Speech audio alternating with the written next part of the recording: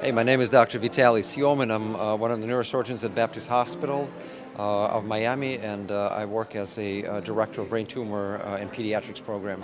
We're just giving a talk, and it will be a presentation on awake craniotomy. That's a topic that that relates to operating on the patient while the patient is awake.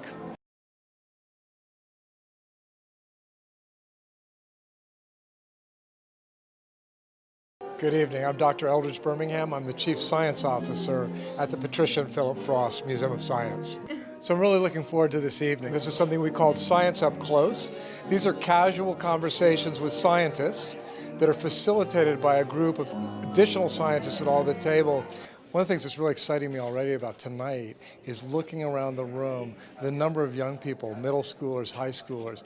Generally at our Science Up Close conversations, we tend to attract a young audience, but not quite that young. And I think it's tonight's title, Brain Surgery While Awake, that is really attracting these young people here. I think this is just an incredibly exciting topic.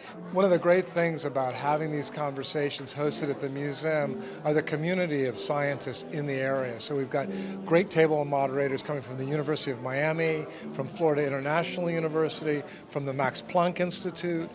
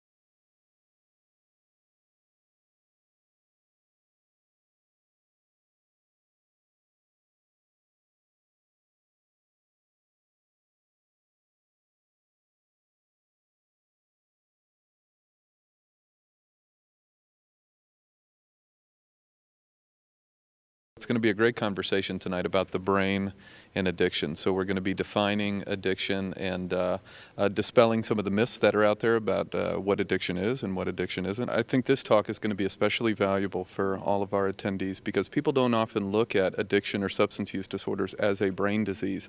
So just that information alone, I think, is going to be new information for people, that we're not talking about a willpower issue or a moral failing. We're talking about an actual chronic brain disease.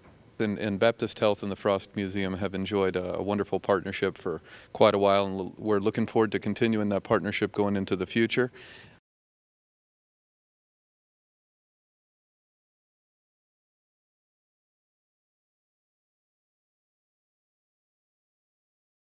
Tonight, we have a great opportunity for some scientists and addiction specialists to share a candid discussion about some relevant issues pertaining to drug abuse and addiction in front of a community audience. Again, tonight, thinking about an educational opportunity. Tonight's event is particularly important for us to have kind of a casual, frank, but provocative conversation about different issues associated with drug abuse. And what's great about that is drug abuse and addiction is oftentimes touches different people's lives in different ways, whether a family member, a friend that's been impacted by that condition. So understanding some of the processes that go on in the brain and the fact that drug addiction is a disease and a medical condition is an important perspective for everybody to have and share. I'm Dr. John Eustace. I'm the medical director of the South Miami Hospital Addiction Treatment and Recovery Center. And tell us a little bit about what you're doing here tonight. I hope I'm a teacher. I hope I'm an outreach person to the audience who comes here to give information about what we believe is the target organ of this difficult subject of addiction.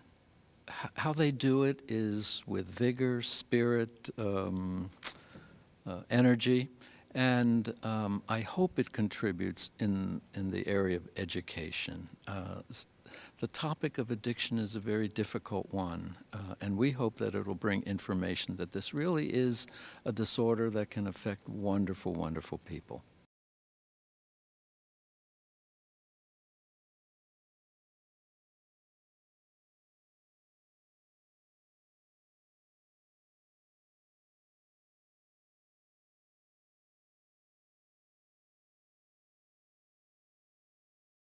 Today I am hosting a table for stroke awareness, signs and symptoms, and what to do if you or a family member is exhibiting signs and symptoms of stroke. And some of the children are so engaged, they're asking questions, what does this mean, how does it happen, and we're really able to go into more of a scientific definition rather than just an overview.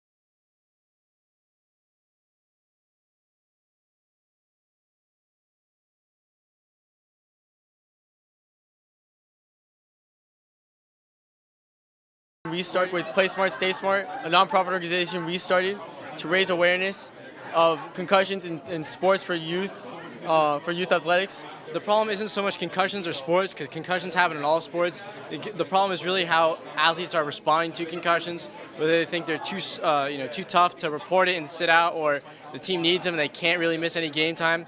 That's really the problem, and that it's really all up to them. They're the ones that need to report it so that they can stay healthy. Today what we're doing is kind of giving back to the community, bringing the hospital to you guys, making sure that everybody gets aware or an awareness level of what's going on as far as cholesterol, glucose, preventative things that we can offer the community. A lot of people just don't have that educational background on medical things. They go about their business, they forget. Then sometimes it's too late. By us coming over, we can at least prevent some of the easy ways to fix things with proper diet, nutrition, even finding a healthcare provider when sometimes they don't have any.